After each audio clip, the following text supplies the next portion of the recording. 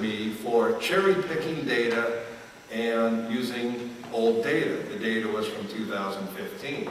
Of course, the IFA didn't offer any new data to counteract my data. They just said I cherry picked and it was old data. But look at some of the numbers on this slide. This slide is from the beginning of 2010 through the end of 2018, looking at about 2,500 disclosure documents. At the beginning of that, there was over 397 franchise outlets in those 2,500. At the end, there were 476. So that's a net gain of about 20% over a 9-year period. That doesn't really sound too bad, does it? 79,000 gain. However, look at the middle number on the right side. 353,000 plus. That's how many franchise outlets opened for the net gain of 79,000. The industry opened 80% more outlets to see a net gain of 20%. And then here's a really interesting number as to why franchisees should have the power. $460 billion invested. The way they came up with that number is in your disclosure document, you're required to see a number that says how much it costs to open the outlet. They took the midpoint of that number of each brand and multiplied it by how many outlets opened up. Think how much, that's the franchisee equity in this industry. But yet, that 460,000, only a percentage of that was maintained through the end of even the outlet being open. So whose money drives the franchise industry? Franchisees. In the words of Mr. Zarco over there, it's an industry of other people's money. Can anyone in here name one industry or anything where the money doesn't control? Go to the bank, they have the money, they control the terms. You know, buy a house, they control it. He who holds the money controls the terms, except in franchising.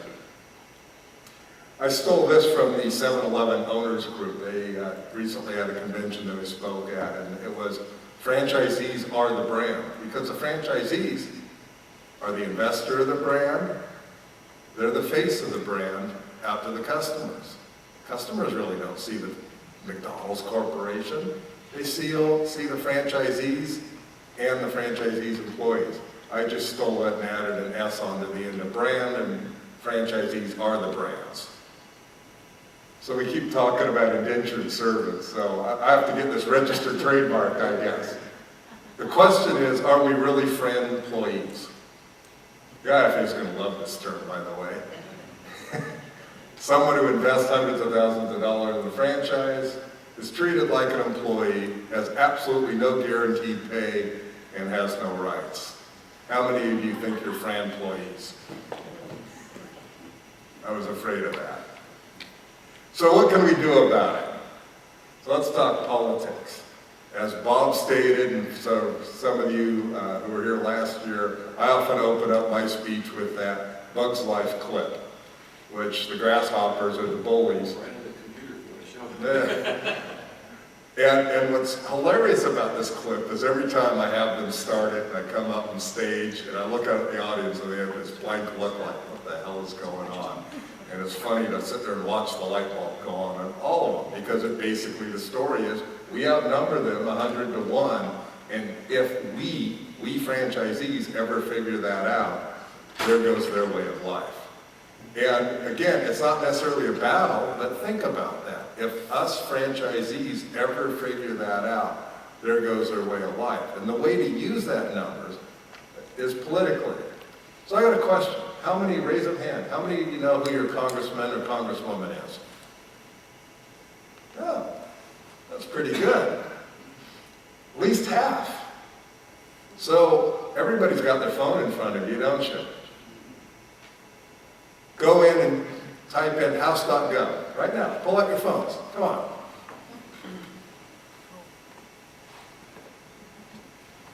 So I know everybody has their phones. They always do. I don't have the voting representative. That's right. You have a delegate. Okay, house.gov. Somewhere right in there, it's going to say, enter your zip code, enter your home zip code, and you can do this for your business. Hit enter. Now, for many of you, that'll give you your representative. For some of you, it'll say, it might be one of these 2 or 3, enter your address. So enter your address.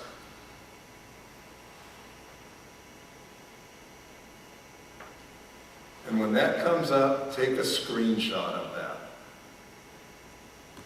Now 100% of you know who your House of Representatives member is. And the reason that's important is we can sit in a room like this all day long and complain and talk about issues. And I'll use a non-franchise issue. ADA compliance or ADA drive-by lawsuits. We know how many people have been impacted by that. How much time has been spent at meetings talking about that. We could talk about this all day. Can I see a raise of hands of how many people in this room have a vote in Congress? Well, they're flying back to DC today, so I know that's a safe answer. Yet, you can call your member of Congress. So we could discuss this issue for 2 hours, ADA compliance or ADA drive-by lawsuits and what to do. Not one of us has a vote in this room. Again, we can talk for 2 hours about it. In less than 5 minutes, you can actually contact the person you just pulled up and tell them how it impacts your business. Isn't that a lot more effective? You may not like how they vote on 99% of the stuff. It doesn't matter. They may still vote against you on that, but now they know you. The key is to keep following up and up and up on it. So, Senator is easy, senate.gov, we're not going to do that. State gets complicated, too many of them. But you need to know who your representatives are, and you need to contact them. So you need to engage with them. Invite them to your business. They love photo ops at your business. And they will never, ever, ever, never, ever forget you again. It's actually even more effective than voting and giving them money. Invite them to their business, because that's a photo op for them. See, the key is, when I bring people to Capitol Hill, I jokingly say, I'm trying to untrain you. I think too many people, when they go to Capitol Hill, get overtrained. And they get the talking points down. I want them to understand what the bill or what they're talking about is about. But I want them to tell their story. Because your story, nobody can dispute. It's your story, how this bill affects you. Attend fundraisers, even if you don't vote for them. You know, if it's a close race, a toss-up race, go to both fundraisers. Trust me, they remember people who go to their fundraisers. You can usually attend a lot of fundraisers for $100. You know, big deal. Spend $100, go to both candidates' fundraisers. They now know who you are. So if whoever wins, you now have an in with. You need to take action every time it's requested. It may be related to your brand, and it may not, but it's still important. And I'm going to go over some examples of that. Remember, we have the numbers. The franchisor is in one location. I'm a Subway franchisee. We have a Subway everywhere. Everywhere I travel, I can't find nowhere. Nowhere is defined by there's no Subway there. It's very hard to find nowhere. I mean, there's a Subway in every congressional district in this country. And I always even just tell Subway franchisees, I think there's like 6,000, 7,000 individual Subway franchisees just in the United States. What would happen if all 7,000 or 6,000 of them called Congress on one day? Do you think that would make a difference besides shutting down their phone system? Of course it would. And that's just one brand. So let's talk about some current needs. So out of the testimony that I did in the banking subcommittee hearing, we have introduced an SBA disclosure bill, a transparency bill. Now, for most people, this won't have any impact because you've probably already got your loan and you've already been disclosed. But isn't disclosure really the foundation of franchising? If we can't fix the foundation of franchising, how are we going to fix anything else with it? So this bill is very simple. It requires first-year revenue averages to be put in the disclosure document in item 19. And both the average and the median. It requires first-year ceased operations, because if the outlet doesn't make it a year, it doesn't hit an average. It forbids disclosure by third parties. This is a huge issue that loan brokers, franchise consultants, everything else out there who's not part of the franchise give revenue numbers out. And they're not bound by the FTC compliance. What I found in almost every situation of bad SBA loans at bad brands is these loan brokers reverse engineer the number. They know how to come up with a number to qualify for the loan. So if you take out a $300,000 loan, let's say, an SBA loan, you need to show profit that first year of about $75,000 to hit the debt ratio coverage number to qualify for that loan. So these loan brokers take that $75,000 and instead of starting at a revenue number, go backwards and add in all the expenses to come up with what revenue you have to hit. And I see it in emails from these loan brokers to franchisees saying, put this number on your loan application. And that number can be double what the actual is. They're not going to be able to do that really, one, under this bill because they're a third party, but if first-year averages are actually put in there, how do you say put something double that? Someone should ask questions. And the best part of it is, if the franchise disclosure given is false, the franchisor becomes liable for the loan. Now, I've had people ask me why I didn't put a private right of action in this bill for all you attorneys out there who always want, but I agree, we should have private right of action on the FTC rule and almost everything else. The reason I don't in this bill is that would kick this bill into the Judiciary Committee. Do you know what the Judiciary Committee is doing? If I don't have the word impeach in the bill, they are not going to look at it this year. Or next year, probably. I have thought of, by the way, coming up with the Impeach Franchisor Act of 2019, because maybe that would get looked at. But we're going to, after this conference, some of the follow-up and action items are going to be having you contact first your Senate offices, because it is a Senate bill. If you have questions on the bill, I think I know it pretty well because I wrote the bill. So I make sandwiches, write legislation, whatever, all kind of gets done the same day. And then we're going to need House sponsors. The second major item that we're working on right now is the FTC franchise rule is technically under review. It gets reviewed every 10 years, so this is why we're in the 12th year and it's being reviewed, finally. The comment period is ended. The AAFD submitted comments, CFA did, some of us did personally submit comments. It's amazing how here this rule is supposed to protect buyers. And if you look at the comments that were submitted, all the sellers tell you the rule works. And all the buyers say it doesn't work. It's the epitome of the fox guarding the hen house. So this one, we're going to ask people to be contacting members of the House Energy and Commerce Committee, because that committee oversees the FTC. Now, the FTC itself doesn't have to go to Congress to review this rule. They can say keep it as is. They can say get rid of the rule. The FTC has the authority to do almost anything with that rule that they want. However, that won't preclude a House subcommittee or a House committee having an oversight hearing on the FTC of this rule.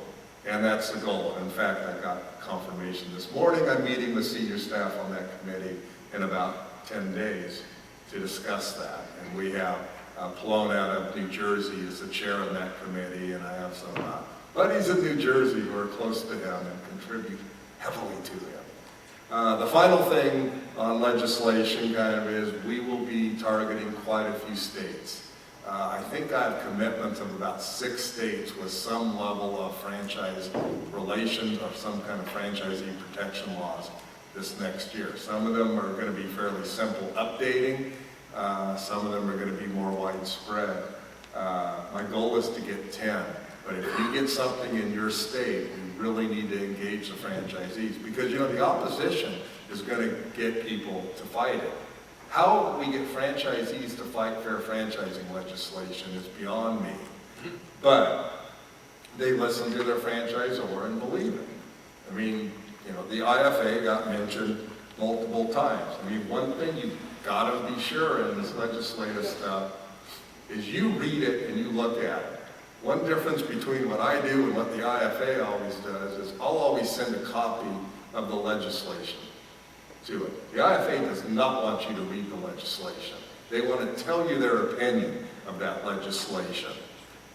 And it's from the franchisor's slant. So you read the legislation. If you don't want to support it after you've read it, I'm fine with that. But at least do the effort and read it. So kind of to end, and what I always like to tell franchisee associations and groups, it's kind of my 3 points. Be bold. Don't just sit there and do nothing. Ask for, you know, when I said, what are your goals? Be bold in those goals. Do things, ask for things, and fight for things that increase your equity and your protection of that equity. It's not picking a fight, it's business. It's not personal. Don't use people's names.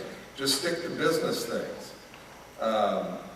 Just want to make sure on that. Part of being bold is sometimes saying things. We all hear this.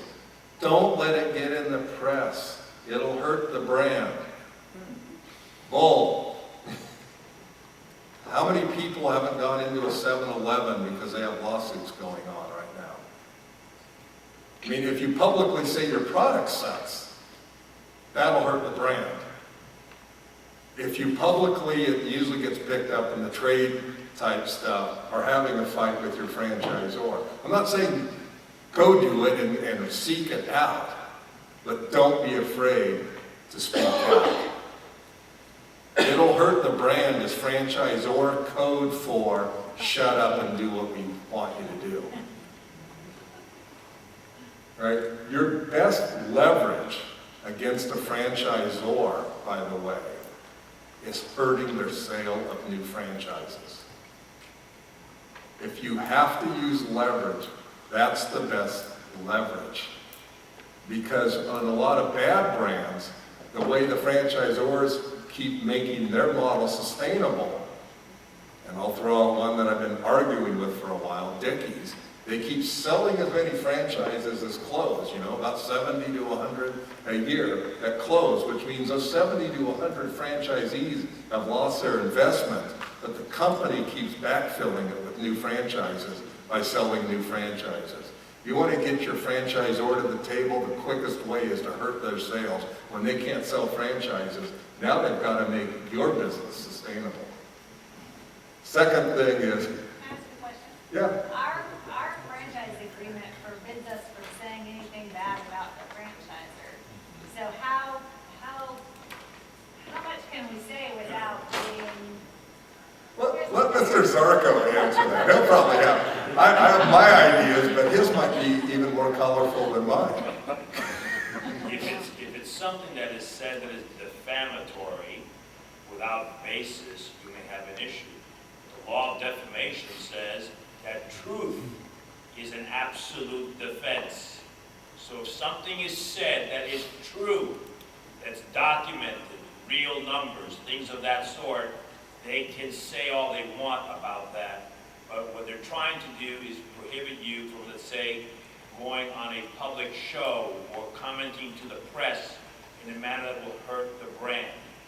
But that is something that, if you have factual basis for it, you can do it. You're going to get a really nasty letter, you'll get all kinds of threats, but I wouldn't be worried about it. So another way to do that is have someone like me write a story.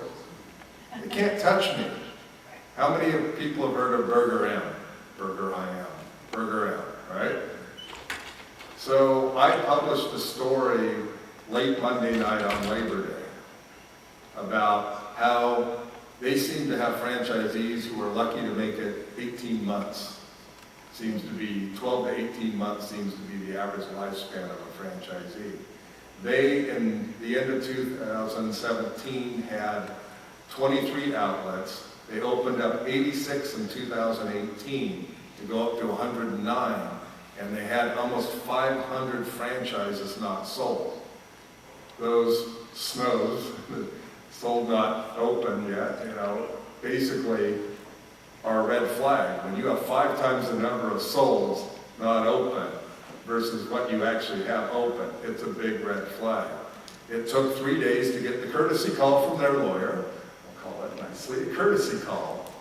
And today's Monday. Friday, I met with their new CEO and founder because they want me to back off, and my argument was, so I did what I just told you. I just hurt their ability to sell franchises, because if you started searching, my story would come up fairly quick. And they knew I hurt their ability to sell franchises. Some franchisees goes, you're hurting the brand. No, I'm not. You telling me one customer hasn't walked into your store because of that story? That's garbage. By the way, I've got to thank Jeff Half here. I always send my articles to him to protect my tail end. Well, Keith, you might want to say it this way.